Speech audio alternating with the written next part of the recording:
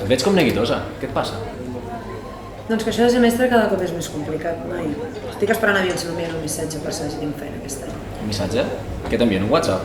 No, m'envien un missatge de text. Un missatge de text. Deuen ser els únics que queden que utilitzen això. És que els del departament són molt bons.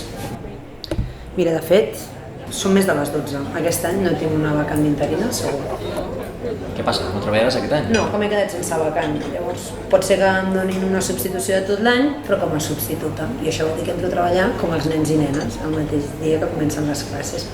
O que em donin una substitució en algun moment del curs i vés a saber quan dura.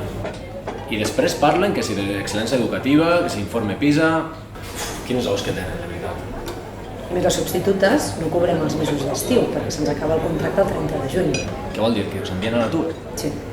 Sí. Bueno, les mestres teniu un bon sou, encara... Home, de bon sou res de res, perquè fa anys que ens estan retallant el sou i a més a les substitutes el curs passat ens van retirar el 15% de la jornada i de la nòmina. A més que no cobrem l'estiu i que ens incorporem la segona setmana de setembre. S'estan dient una bona pasta, A més retallen en personal, Bueno, és que no només has de comptar amb les retalles de personal, sinó amb les retalles pressupostàries, que estan augmentant les ràtios, que estan retirant la majoria de les beques de menjador i d'ajudes de text. És que és una vergonya. S'estan carregant l'educació pública.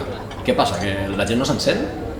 Els pares, les mares, els alumnes, els profes, les mestres, ningú fa res. Doncs em sembla que a la gent li agrada ser esclava, que passa de tot, que té por, no ho sé, no m'entenc. I els sindicats no s'organitzen, no fan res. Els sindicats, els grans sindicats de sempre, aquests l'única cosa que fan és convocar una vaga i una mania final de curs, es fan la foto i després ens venen la moto de que estan fent negociacions amb el departament, que no porten enlloc i cada dia estan pitjor. Bueno, tu tranquil·la perquè portes treballant molt de temps i tens un bon número. Jo crec que aquest any treballaràs. Doncs no està tan clar, perquè ara amb el nou decret de plantilles, els equips directius de cada escola poden decidir part del personal que hi treballa. O sigui que un mestre que té un número més alt que jo, em pot passar vull trobar la feina. De debò, això que m'expliques és indignant.